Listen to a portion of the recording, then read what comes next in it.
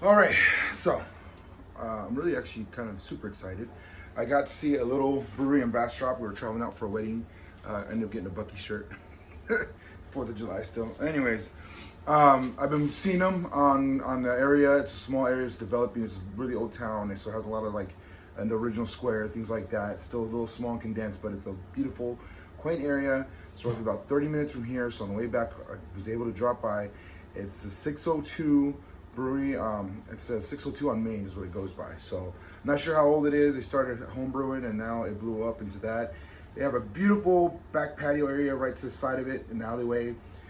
It's nice in the inside. Think I put pictures up already. If not, I'll make sure that's on there. Everyone was real nice. I talked to the bartender that was there. They do have a variety of beer.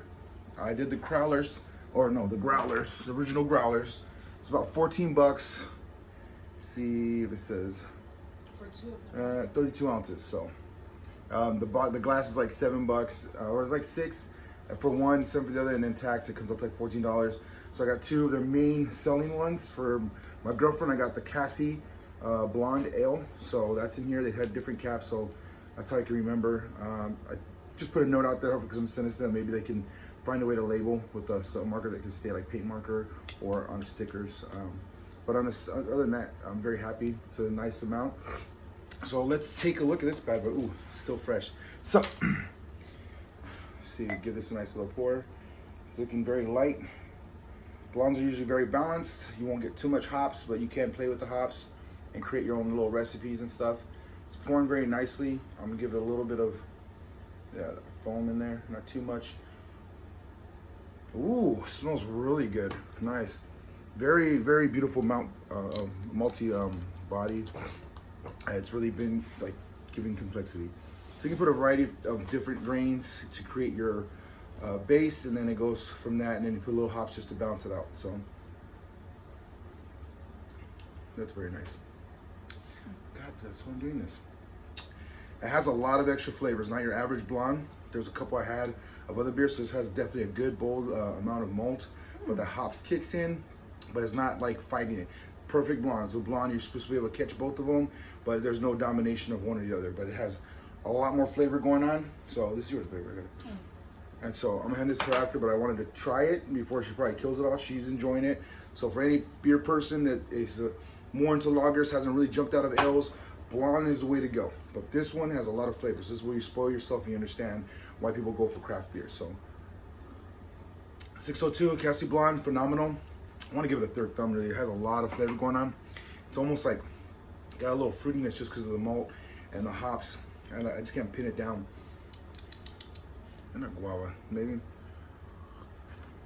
So that just means that the sweetness of the malt is still sticking out, but the hops is keeping it from being like too sugary. I actually tried when I did my homebrew. When you sip just the malt before you even put, even with the hops, super sugary, super sugary. You'd be surprised. So once the yeast start eating all that, it actually savors it up, and then you get the yeast on, or the hops on top of that, and the combination what creates that beautiful complexity, savoriness, but you still get those beautiful fruit notes from the grain and the hops. So, all right, lovely, amazing. I'll send it to them. I'm share this. I'll put the information on there. Not that I know that they have an Instagram. I suggested it, and we'll see. They said they're working on it, but that was just the bartender. So I don't know if he was the main guy. I didn't have too much time to talk. I was trying to get home, long drive. But overall, I would like anybody who's nearby. It's 30 minutes from Austin, so hopefully you can catch it. It's on the east side. It's a nice little area. They deserve some good business. They have live music. They do post that up. Everything else is posted up. The only thing I was missing was a mission statement. Right now, they're just focusing on having people to come out and just have a drink. Catch a growler if you just want to go home. They do have masks on.